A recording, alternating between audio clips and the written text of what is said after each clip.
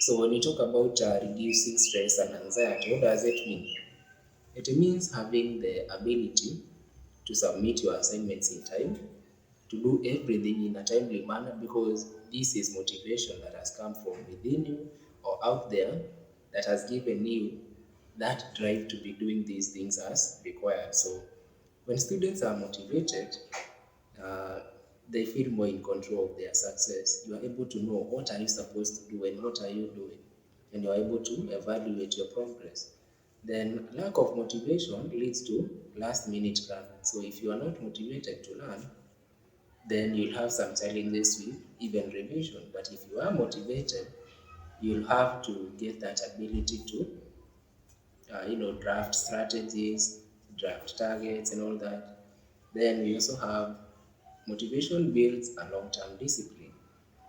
You know what is good about motivation is that if you follow those strategies that those people come and teach you, or maybe whatever is coming from within you, then you'll most likely achieve something. And with that, you believe in motivation, and you will achieve more of that rather than when you are not motivated. So motivation helps develop a consistent study habit essential for college or high school or other careers. If you are able to provide, something, if if you are motivated, you will know, I want to get to this point. How do I get there? So you develop that strategy. You see, and also it fosters self-disciplining, a skill valuable beyond academics. With motivation, you'll have to be more, disciplined. You will know that I'm supposed to be here at this point and not wherever else everybody else is. So with that, we move to the next bit of increasing engagement and curiosity. Now, motivated students ask questions, participate, and explore topics deeply. If you're motivated, we talked about you have strategies, you have those goals. Now, how do you get there? If you don't know a sum, you follow up with somebody who has the idea. If you know something else, then there is a very high likelihood that you'll be teaching others. So you'll be um, motivated to ask questions and participate in class and any other setup. Then you also have preparing for future success.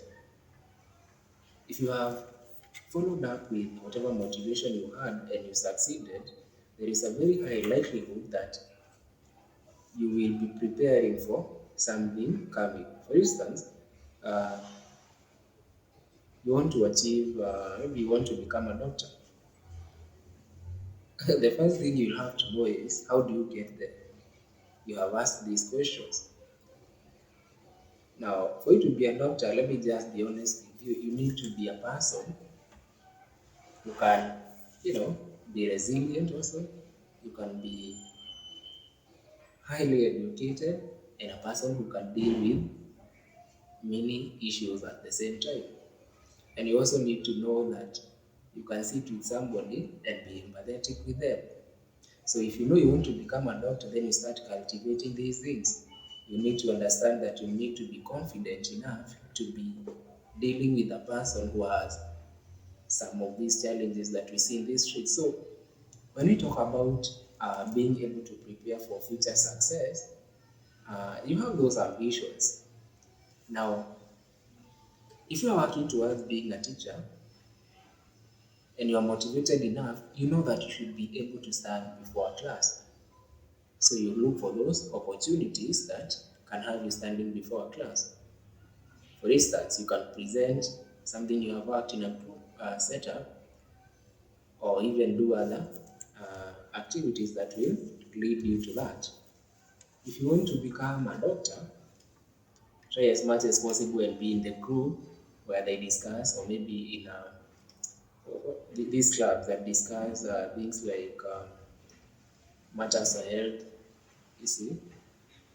So that's how motivation helps you prepare for your future. Yeah, if you want to be an accountant, you'll have to work hard in terms of mathematics.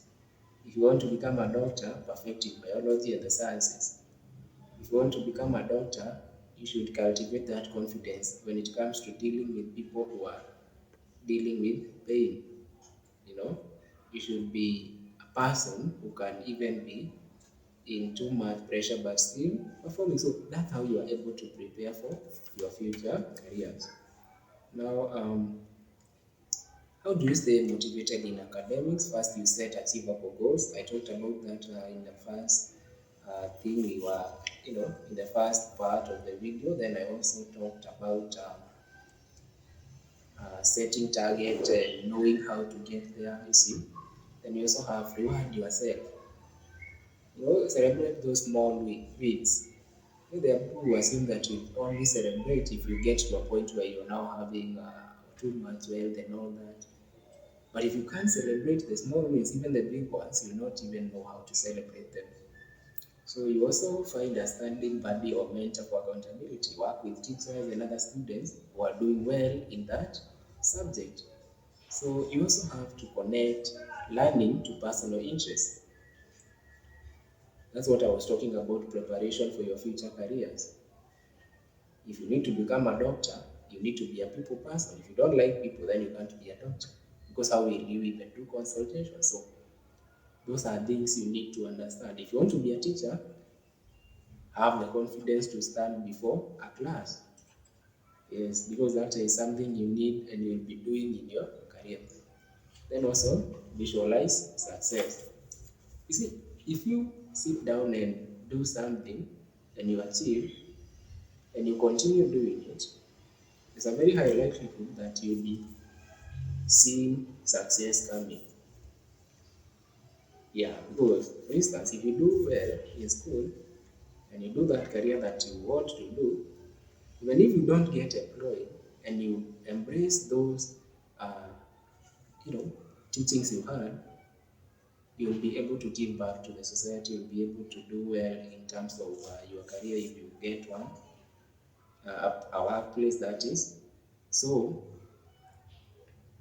motivation goes a long way in terms of you achieving whatever goals you need or you set. So I think the first thing you should do as a student is to cultivate that culture of seeking motivation whenever you feel that none is existent in yourself.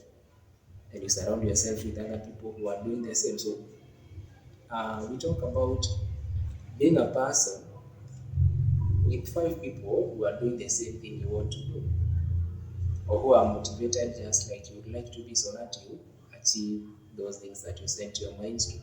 And thank you so much for sticking around. My name is Brian. I'm the author of this copy, Exam Ready. I don't know whether you can see that. So mine is to show you the strategy, and yours is to read, practice, and eventually, I'm sure one day we'll celebrate, and you'll invite me to your graduation ceremonies and all that. Thank you so much for sticking around. See you in my next video. Have a nice time.